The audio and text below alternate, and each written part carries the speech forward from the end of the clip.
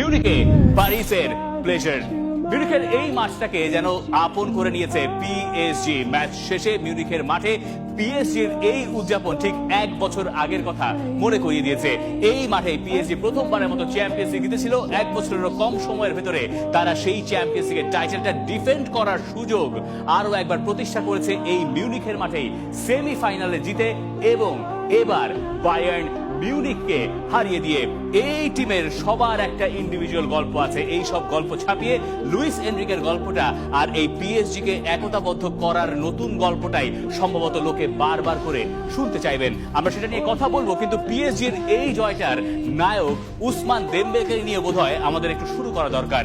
যখন ম্যাচের আর্লি স্টেজে উসমান দেমবেলে ওই গোলটা করলেন, তখন আপনি বুঝতে পারলেন যে ম্যাচটা বোধহয় আগের লেগের মতোই কিছু একটা হতে যাচ্ছে। কিন্তু এরপরে পিএসজি আর লুইস এনরিকে দেখিয়েছে তাদের মুনশিয়ানা। এরপরে যখন একবার পিএসজি বুঝতে পারলো যে 2 গোলের লিড তাদের এরই মধ্যে আছে, তাহলে আর ওই আগের বারের মতো বাস্কেটবল ফুটবল খেলার কোনো প্রয়োজন নাই। বায়ার্ন মিউনিখকে তারা ওইভাবে আর চেপে ধরলো না। প্রেস তারা করেছে ঠিকঠাক, কিন্তু বায়ার্নের ওই চাপটা তারা আরো ভালো মতো রিটেইন করার চেষ্টা করেছে। এর ভেতরে মাঝে মধ্যে আপনি উইলিয়ান পাচোকে দেখেছেন যে তিনি সেই পুরো ম্যাচে হ্যারি কেনকে কি করে আঁকড়ে ধরেছেন। হ্যারি কেনকে দুজন দিয়ে একদম বোতলবন্দি করে রেখেছিলেন লুইস এনরিকে। এবং ওই জায়গায় টোটকা আছে আরো একটা, সাফানোভ পিএসজির গোলকিপার, তিনি বারবার বলটা বের করে দিয়েছিলেন 2 টাচ লাইনের বাইরে। গোলকিক হয় যতবার, পিএসজি বল বের করে দেয় এদিক সেদিক। বের করে দিয়ে লাভটা কোন জায়গায়, লাভটা বোধ হয় আর কেউ জানুক আর না জানুক লুইস এনরিকে জানতেন। তিনি ওই জায়গায় মিকেল ওলিজেকে অনেকটুকু বোতলবন্দি করে রেখেছেন। বল যতবার বাইরে যায়, তারপর ওখান থেকে থ্রো ইনে খেলা শুরু হয়। পিএসজি ওই হাই এন্ডে গিয়ে বলটা নেওয়ার একটা সুযোগ বোধ হয় পায়। মানে পিএসজির যারা কিক অফটা নিয়মিত ফলো করছেন গত 1.5-2 মৌসুম জুড়ে, তারা এটা জানেন যে পিএসজি যখনই কিক অফে বল পায়, তখন তারা বলটাকে অপোনেন্টের যে কোনো একটা পাশ দিয়ে তারা বের করে দেওয়ার চেষ্টা করে। তাতে যেটা লাভ হয়, ওই মুহূর্ত থেকেই তাদের ফুটবলাররা অপোনেন্টের হাফে চলে যায়। সেখান থেকে তারা হাই প্রেস করে বলটা আবার জেতার চেষ্টা করে কাউন্টার প্রেসের মাধ্যমে, এবং সেখান থেকে তারা একটা আক্রমণ তৈরি করার চেষ্টা করে।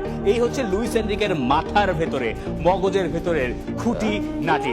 এবং সেই কাজ তিনি এবার তার গোলকিপারকে দিয়ে করেছিলেন কিনা সেটা স্পষ্টত বলার কোনো উপায় নাই, কিন্তু যে পরিমাণ সময় এই সাফানোভ গোলকিক থেকে বল উড়িয়ে মেরেছেন, সেটা আমাদেরকে অন্ততপক্ষে এটা বিশ্বাস করাতে বাধ্য করতে পারে যে একজন গোলকিপার বারবার ইচ্ছে করে বল বাইরে বের করার পরে তার টিমমেটরা যখন কোনো হতাশা প্রদর্শন করেন না, তখন এটা একজন কোচেরই সম্ভবত কলা কৌশলের ভেতরে পড়ে। মানে তিনি তার কৌশল বারবার পরিবর্তন করতে জানেন, এবং যেখান থেকে তিনি তার ফুটবলারদের কাছ থেকে সেরাটা বের করে আনতে জানেন। এই কারণে পিএসজি কে নিয়ে যত কথা হয়, তত বেশি কথা হয় আসলে তাদের কোচকে নিয়ে। মানে এই গোলকিপারের কথাই ধরুন, তিনি তো বেশ কয়েকটা ভালো সেভ 2 লেগ জুড়েই করেছেন। এই গোলকিপারের তো পিএসজি নাম্বার 1 হওয়ার কথা নয়। গতবারের চ্যাম্পিয়ন্স লিগের যে স্টার্টিং 11, সেইখানে পিএসজির কে ছিলেন গোলবারের নিচে? সেই গোলবারের নিচে ছিলেন জিয়ানলুইজি দোনারুমা, যাকে এই মৌসুমে পিএসজি সেল করে দিয়েছে ম্যানচেস্টার সিটির কাছে। আর সেই জায়গায় নাম্বার 1 হয়েছিলেন শাভেলিয়ার, যাকে ফ্রান্সের নাম্বার 1 গোলকিপারও ধরা হচ্ছিল। কিন্তু মৌসুমের মাঝপথে গিয়ে লুইস এনরিকে একটা ডিসিশন মেক করলেন। তিনি দেখলেন যে না, এর চেয়ে রাশিয়ান গোলকিপার সাফানোভ আর একটু বেশি ইফেক্টিভ তার কাছে মনে হলো, এবং তারপর থেকে তিনি তাকে স্টার্ট করেছেন, এবং তাকে ঘিরে তিনি এই সেমিফাইনাল ম্যাচে একটা ওই রকম পরিকল্পনা সাজিয়েছিলেন, যেটা তার দলের জন্য এই রকম ম্যাচে এই ধরনের বায়ার্ন মিউনিখের মতো দলের এগেইনস্টে কাজে দিয়েছে। বায়ার্ন মিউনিখের এগেইনস্টে পিএসজি সবাইকে নিয়ে কথা বলা সম্ভব। মানে ডেমবেলেও আরো যা যা বলেছেন, এই ম্যাচ শেষে তিনি একটা স্টোরি শেয়ার করেছেন ইনস্টাগ্রামে, যেখানে তিনি এটা বুঝিয়েছেন যে কেউ আসলে ফুটবল খেলাটা কিভাবে বোঝে না। মানে এটা তিনি বলতেই পারেন, কারণ তিনি সমালোচকের জবাব দিয়েছেন। সেখানে তিনি ইন্টারেস্টিংলি গাভির 2025-এর এপ্রিল মাসের একটা প্রেস কনফারেন্সের ফুটেজ, যেটা তিনি রিপোস্ট করেছেন, যেখানে গাভি বলছিলেন যে লোকেরা মনে করে যে আমি মনে হয় ফুটবল কিছুই বুঝি না। মানে গাভি বলছেন এটা, আমি তো বুঝি না সেটা আছে আলাদা কথা, কিন্তু গাভি বলছেন যে লোকেরা মনে করে যে আমি ফুটবল কিছুই বুঝি না, আর সবাই বোঝে, কিন্তু আমি মাঠে যা করছি এটা আসলে ঠিকঠাক করছি, সবাই এবার চুপ থাকতে পারে। এইরকম একটা ব্যাপার স্যাপার তিনি ইঙ্গিত করেছিলেন। উসমান দেমবেলের কাছে এই সিজনেও মনে হয়েছে আরো একটা চ্যাম্পিয়ন্স লিগ ফাইনাল সিকিউর করার পরে যে আমার এবার সমালোচকদের জবাব দেওয়ার প্রয়োজন আছে।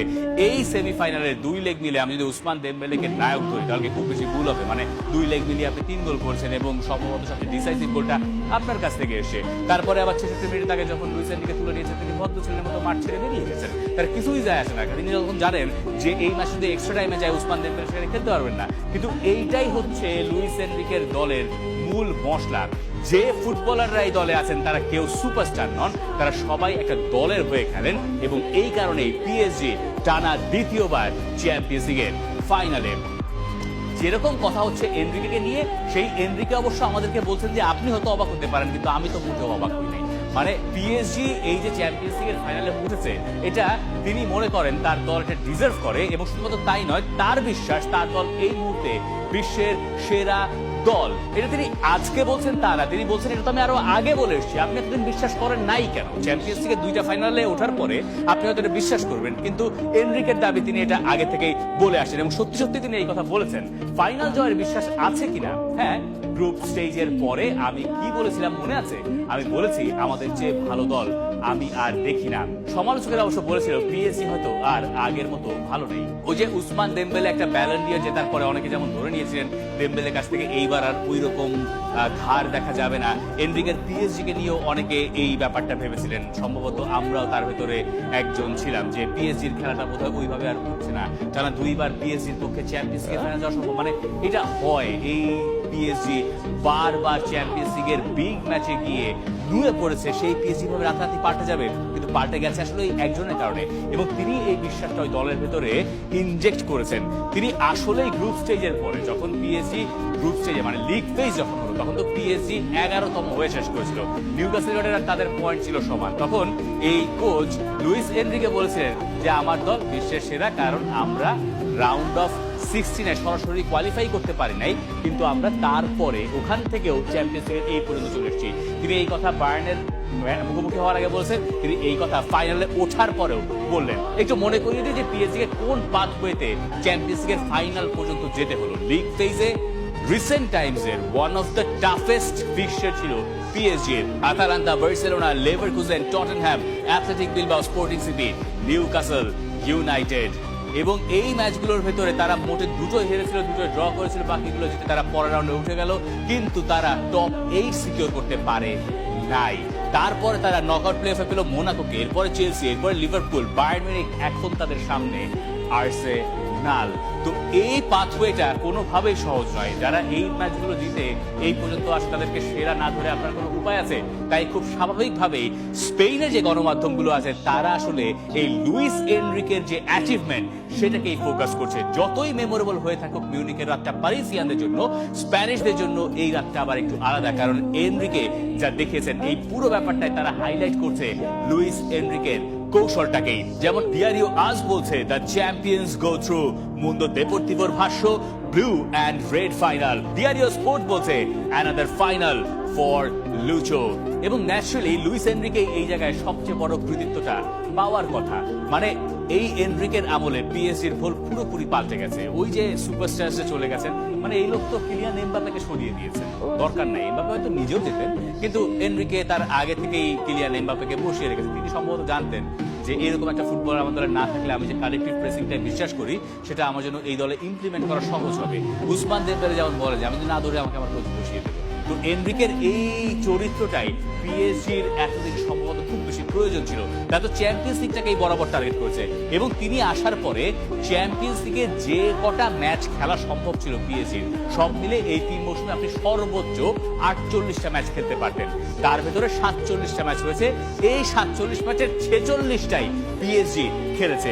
এখন এই হিসাবটা আসলে কিরকম? মানে প্রথম সিজনে চ্যাম্পিয়ন্স লিগের সেমিফাইনালে যেবার বরুসিয়া ডর্টমুন্ডের কাছে পিএসজি হেরে গেল এবং ফাইনালে তারা খেলতে পারলো না, ওই একটা ম্যাচ তাদের বাকি আছে। এই হচ্ছে 3 মৌসুমে চ্যাম্পিয়ন্স লিগে লুইস এনরিকের পিএসজির রেকর্ড।